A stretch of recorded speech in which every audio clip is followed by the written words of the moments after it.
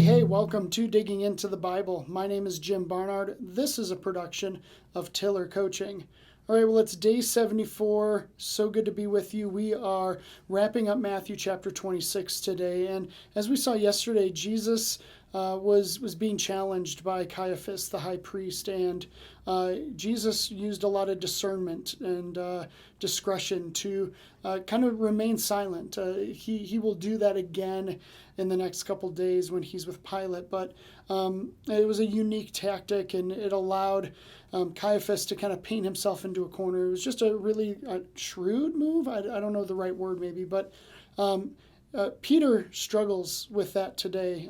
He really peters out, and yeah, I guess that's a pretty decent lead in. Let's go ahead and dig in. This is Matthew chapter 26, starting at verse 69. Now Peter was sitting outside in the courtyard, and a servant girl came up to him and said, "You also were with Jesus the Galilean." But he denied it before them all, saying, "I do not know what you mean." And when he went out to the entrance, another servant girl saw him, and she said to the bystanders, "This man was with Jesus of Nazareth." And again he denied it with an oath, "I do not know the man." After a little while, the bystanders came up and said to Peter, "Certainly you too are one of them, for your accent betrays you." Then he began to invoke a curse on himself and to swear, "I do not know the man." And immediately the rooster crowed. And Peter remembered the saying of Jesus, "Before the rooster crows, you will deny me 3 times." And he went out and wept bitterly.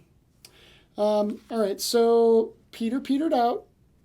Seriously, this is like probably my favorite thing of this study is the understanding that phrase and where it comes from.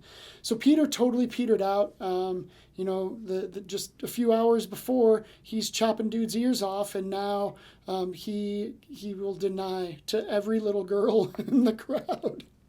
I mean, think about that. Like, isn't that funny that Jesus is being challenged by the high priest, and he's using a lot of wisdom and discernment in not answering, and then and how to finally answer.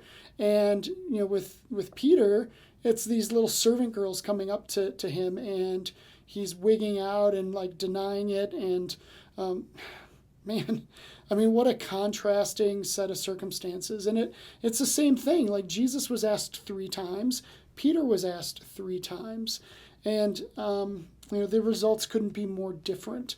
I think it's what is obvious is that Peter was clued into this. Like, Jesus gave him a little bit of the plan, like, you're going to do this, and he's like, nope, not gonna be able to do it.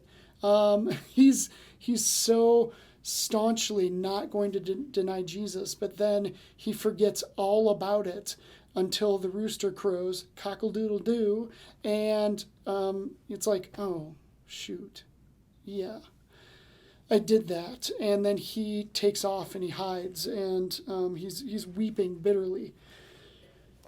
Man, doesn't your heart kind of break for Peter in this? I mean, it's a hard circumstance, right? Like, certainly he was forgetful, but also he was fearful. And there's kind of a fine line between forgetfulness and fear. I think what's obvious is that, like, Peter messed up, like, pretty significantly. And Jesus told him ahead of time, "You're going to mess up." Nah. But the fact that he messed up like this, that he was so scared, so whingy, so forgetful, this doesn't sink him. Like, this is probably like the worst night of this dude's life, and you need to know the rest of the story. This does not sink him. Jesus keeps saying, like, "You are the rock. I call you Cephas. I call you Peter.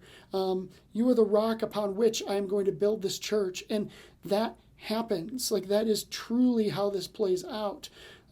Peter in the book of Acts gives this epic sermon where the Holy Spirit comes on him, and he is just speaking it so hard and so fresh to the masses. And It's the same man who can't even own up to the truth to these little girls. It really is amazing. So I don't care how you've messed up. I don't care how you've denied Jesus. There's nothing that you've done that can't be redeemed, and that the Holy Spirit can't enter into you and use you profoundly. And I need you to know that. I want you to know that because it's so important. All right, well, that's what I have to say for today. Thank you for watching. Thank you for listening. Tomorrow we move on to Matthew chapter 27, and I'll look forward to seeing you then.